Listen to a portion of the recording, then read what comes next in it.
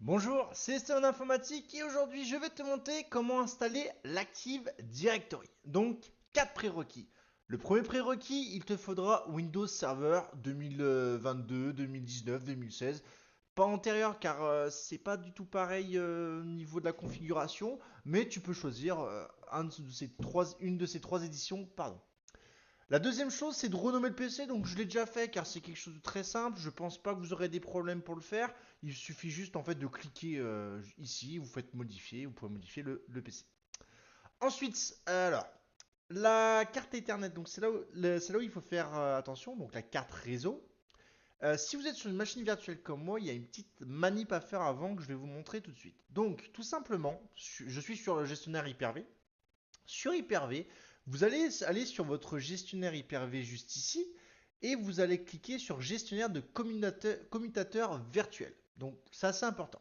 Si vous voulez, le switch par défaut, c'est un switch par défaut en réseau interne. Ça veut dire que si vous laissez le switch par défaut, vous n'arriverez pas à créer un Active Directory. Ça va poser problème au niveau de l'adresse IP. Vous aurez une adresse IP un peu bizarre en 72 avec un masque un petit peu bizarre. Donc voilà, ça n'ira pas en fait pour installer l'Active Directory. Donc je vous propose de créer un nouveau combinateur virtuel, mais cette fois de type externe. Donc vous allez le créer et en fait vous allez tout simplement aller sélectionner, cela dépend comment vous êtes connecté. Moi personnellement, je suis connecté en Ethernet, en câblé, donc je vais utiliser ma carte réseau et non ma carte Wi-Fi. Donc voilà tout simplement.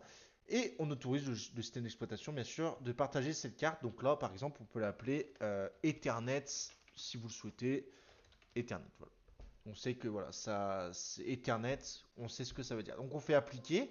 Voilà, il nous dit que ça peut perturber la connectivité réseau. Donc vous allez voir, vous allez peut-être perdre un petit peu l'accès internet pendant 2-3 secondes. Une fois que c'est bon, vous allez sélectionner dans paramètres sur une machine virtuelle tout simplement la carte réseau et vous allez la modifier. Pas besoin d'éteindre le PC, vous pouvez le faire comme ça à chaud. Donc vous cliquez sur Ethernet, appliquez OK et vous pouvez vous reconnecter à votre machine. Donc voilà, donc si on vérifie ensemble l'adressage IP de la machine, donc on n'aura pas un adressage un petit peu bizarre, donc bon je ne vous l'ai pas montré, mais vous le verrez de toute façon si vous ne faites pas de la petite manip. Là voilà, on a bien une adresse comme mon PC. Si vous avez vu les anciennes vidéos, je suis en 192.1.0 en réseau, donc voilà, donc c'est une adresse on va dire plus facile à exploiter pour nous. Donc là, bah, par exemple, je vais du coup cliquer ici. Je vais cliquer sur ma carte propriété, protocole Ethernet propriété, et je vais tout simplement la mettre en statique. Donc par exemple, on va mettre 192.168.1 et là on va mettre 8 car je sais qu'elle n'est pas prise vu que j'ai très peu d'équipements branchés chez moi, je sais qu'elle n'est pas prise. Si vous avez un peu plus d'équipements branchés chez vous ou alors si vous n'êtes pas sûr, vérifiez avec par exemple le logiciel Advanced IP Scanner que je vous ai présenté dans une vidéo. Le masque qui se met directement par défaut, donc pas de souci. Pour la passerelle, si vous avez un doute, vous rouvrez un CMD pour vérifier. Moi je sais c'est 168.1.254. Et c'est là où le serveur DNS, il faut être extrêmement vigilant. En fait, vous allez mettre 127.0.0.1.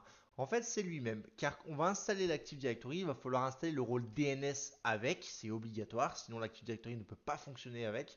Et donc, comme l'Active Directory va être, et le DNS dans notre cas à nous va être installé sur le même serveur, et bien en fait le serveur DNS préféré sera lui-même. Mais le temps qu'on le configure, il nous faut quand même un accès Internet, on va dire, donc, bah, je vais mettre en fait un DNS public en attendant dans l'auxiliaire. Par exemple, je vais mettre le DNS de Google, donc qui est 8.8.8.8.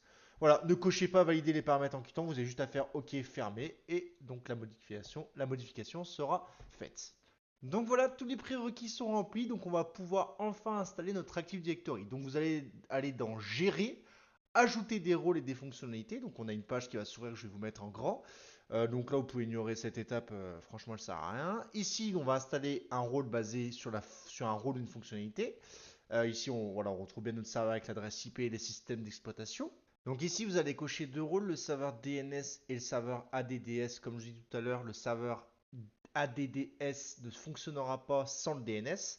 Donc voilà, c'est pour ça qu'on l'installe sur le même serveur, même si on pourrait l'installer DNS sur un autre serveur. Mais là, on va tout installer sur le même serveur. Ensuite, vous cliquez sur suivant pour les deux. Là, c'est de la pub. Là, c'est de la pub. Voilà, donc ici on a la configuration. Il nous demande si on veut redémarrer automatiquement le serveur. Si on veut, bah moi je vais mettre non et j'installe. Donc voilà, l'installation est terminée. Maintenant, je vous invite à cliquer sur ce petit message promouvoir ce serveur en contrôleur de domaine. Donc hop, cliquez dessus. Et donc une autre fenêtre va s'ouvrir. Donc voilà, je vais la re-agrandir pour que vous voyez bien un petit peu sur quoi on travaille. Ce sera plus simple. Et là, on va tout simplement ajouter une nouvelle forêt. Voilà, avec ensuite du coup un nom de domaine. Donc on va créer. Euh, Tout simplement, bah, nous on va l'appeler du coup Esteban Informatique par exemple .fr. Voilà, ça peut être un nom de domaine. Tac, vous pouvez mettre un petit peu ce que vous voulez. Souvent on met .fr, .local, .ue, .us. C'est vous qui voyez, c'est vous qui choisissez ce que vous voulez mettre. Donc voilà, ça vous ne touchez pas le niveau fonctionnel de la forêt, ça paraît vous ne touchez pas. Et là il vous demande voilà un mot de passe de restauration. Donc moi je vais juste mettre azerty $1, 2, 3, 4, 5, 6 pour dans mon cas à moi. Vous pouvez mettre le mot de passe que vous souhaitez. Voilà, renseignez bien le mot de passe quelque part pour ne pas l'oublier si vous en avez besoin. Ensuite, il vous propose de créer une délégation DNS, mais il vous dit aussi qu'il est impossible de créer une délégation pour serveur DNS. Donc en fait, vous ne pourrez pas la créer. Donc enfin, faites suivant tout simplement. Donc voilà, là il y a la vérification de nom NetBIOS. Donc NetBIOS c'est le DNS propre à Microsoft. On va dire ça comme ça, si on peut vraiment le raccourcir au niveau de définition. Donc voilà, il propose un NetBIOS assez sympathique. Esteban Informa. Bon, bah écoutez, on va faire avec, hein. Donc suivant. Ensuite, les chemins d'accès pour les fichiers journaux et de 6 vols. Donc, vous laissez par défaut, tout simplement. Vous faites suivant. Et voilà. Ensuite, il nous propose les informations. Et on peut même afficher le script si on veut le faire en ligne de commande. Ça pourrait être intéressant de faire une vidéo là-dessus. Vous me direz si ça vous intéresse. On clique sur suivant. Donc voilà, maintenant, eh ben, la vérification de la configuration c'est fait. Donc voilà, donc ce qui est assez voilà, contradictoire, je trouve, c'est qu'on nous met des messages d'avertissement en nous disant voilà que impossible de créer la délégation, aucune adresse IP statique n'a été attribuée, alors que bon, elle a été activée, elle a été attribuée, pardon.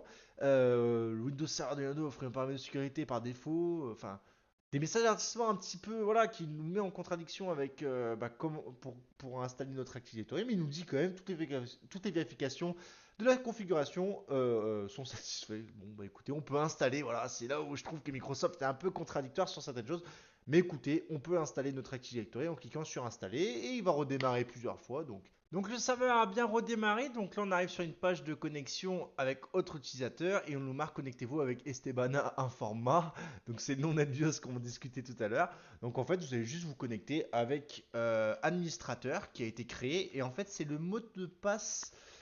C'est le mot de passe que vous avez mis dans le système de restauration tout à l'heure qui va entrer en jeu. Donc là tout simplement vous allez taper votre mot de passe. Moi ça tombe bien, c'est le même, donc pas de souci. Hop, et voilà. Et ensuite, je suis connecté du coup sur l'Active Directory. On discutera plus tard de tout ce qui est les fonctionnalités Active Directory, utilisateur, GPO, tout ça. Je ferai d'autres vidéos. Voilà, vraiment installer l'Active Directory. Je vous laisserai un petit peu découvrir par vous-même. Et si vous souhaitez des vidéos un peu plus poussées, bah écoutez, dites-le moi. C'était Esteban Informatique. Merci, à bientôt.